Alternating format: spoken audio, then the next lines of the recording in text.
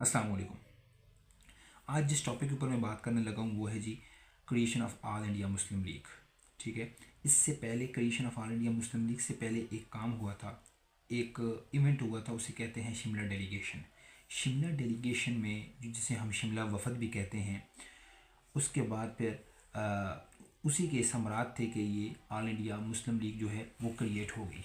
ठीक है, तो हम लोग ये समझ रहे हैं कि हमें पाकिस्तान हिस्ट्री में, ठीक है, पाकिस्तान स्टडी में हमें ये पढ़ाया जाता है कि ये जो मुस्लिम लीग की क्रिएशन थी ये एक बहुत कठिन सूरत हाल से गुजर के मुसलमानों ने इसको पाया, इसको बनाया। नो डाउट ये इसमें बहुत हद तक सच है, लेकिन इसमें कुछ हकीकत और भी है। ठीक है, कुछ चीज़ें और भी हैं जो हमें नहीं बताई जाती।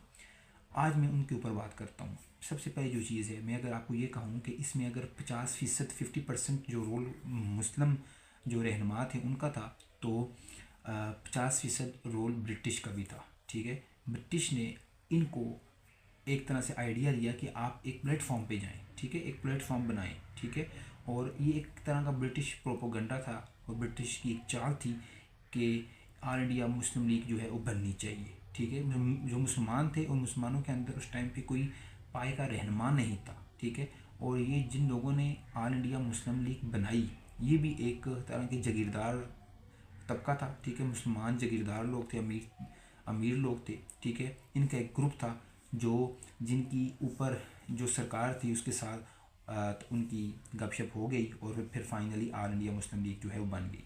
ठीक है, अब जो ब्रिटिश प्रोपेगेंडा इसमें क्या था, ब्रिटिश का जो पॉइंट ऑफ व्यू वो क्या था, अब ज़रा सुने। ठीक है, अब ब्रिटिश का पॉइंट ऑफ व्यू ये था कि आपको पता है कि 1885 में ऑल इंडिया नेशनल कांग्रेस क्रिएट हुई। ऑल इंडिया नेशनल कांग्रेस की क्रिएशन के बाद 1900 तक 15 साल में ऑल इंडिया नेशनल कांग्रेस पावर का एक हब बन चुका था। ठीक है, इतनी पावरफुल हो चुकी थी ऑल इंडिया नेशनल कांग्रेस कि अब जो ब्रिटिश सरकार थी उसको अब उससे खौफ आने लगा था। ठीक है, और नो डाउट ऑल इंडिया नेशनल कांग्रेस भी क्रिएट की गई थी किसकी तरफ से ही, ब्रिटिश की तरफ से, लेकिन अब वो 1900 तक इतनी पावरफुल हो चुकी थी कि अब उनको ब्रिटिश को लगा कि ये हमारे लिए ख़तरा बन सकती है।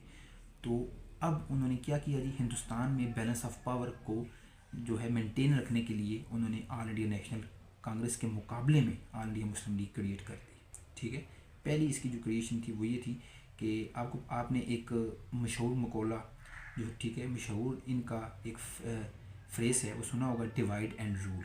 ठीक है, डिवाइड एंड रूल जो ब्रिटिश पॉलिसी है उसका एक मेन तरह का इनका एक एजेंडा है कि किसी भी कौम को अगर आपने उस पर रूल करना है तो उसको डिवाइड कर को।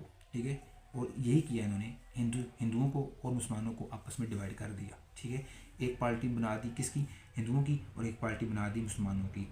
इनका ख्याल था ब्रिटिश का कि हम अगर सिर्फ ऑल इंडिया नेशनल कांग्रेस है ही तो हम उस टाइम पे ये जो 1900 में जो वाइसराय थे उसका ये बयान है कि हम अगर ये सिर्फ इंडियन नेशनल कांग्रेस ही तो हम 10 साल से ऊपर मज़ीद इंडिया पे रूल नहीं कर सकेंगे। ठीक है, ऑलरेडी उनके अंदर बहुत पाए के रहनुमा थे, बहुत पाए के लीडर थे और वो आज़ादी हासिल करने के लिए बेचैन हो चुके थे। ठीक है, तो अब मुसलमानों ने को उन्होंने दोबारा से एक जो नर्सरी दी, उस नर्सरी में इनको सेपरेट इलेक्टोरेट का एक लॉलीपॉप दिया। ठीक है, और Aahista Aahista divide and rule की जो पॉलिसी थी उसको सस्टेन करने लगे, उसको मेंटेन करने लगे।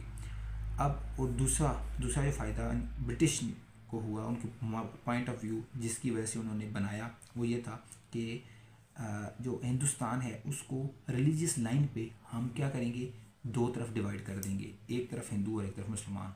और तीसरा और आखिरी बेनिफिट उनको ये हुआ कि उन्होंने ये जो आज़ादी की मूवमेंट थी, ठीक है, फ्रीडम मूवमेंट थी, उसको भी फ्रेगमेंट कर दिया किस पे, रिलीजियस लाइन पे। ठीक है, वो एक गट्ठी जो मूवमेंट बन के उभर रही थी। ठीक है, एक गट्ठी, आपको पता है जब इकट्ठी होती हैं कोई भी फोर्सेस तो उनको वो ख़तरा होती हैं, तो जब अलग अलग टोलों में अकेले अकेले हो जाती हैं तो वो इतना ख़तरा नहीं होती, उनको सप्रेस करना बड़ा ही आसान हो जाता है। और यही हुआ कि हमने देखा है कि कितनी ज़्यादा मूवमेंट्स उसके बाद चली लेकिन वो सप्रेस होती गई क्योंकि आपस में जो इंडियंस थे वो यूनाइटेड नहीं थे। तो ऑल इंडिया मुस्लिम लीग जो है वो क्रिएटेड, उसकी जो क्रिएशन है वो क्रिएट की गई है किसकी वजह से जी, वो ब्रिटिश जो थे جہاں پہ سرکار اس کی ایک پری پلان اسٹریٹجی تھی، اس اسٹریٹجی کے مطابق بالکل اس لائن پہ اس کو پیرالل دیکھتے ہوئے کریٹ کی گئی ہے۔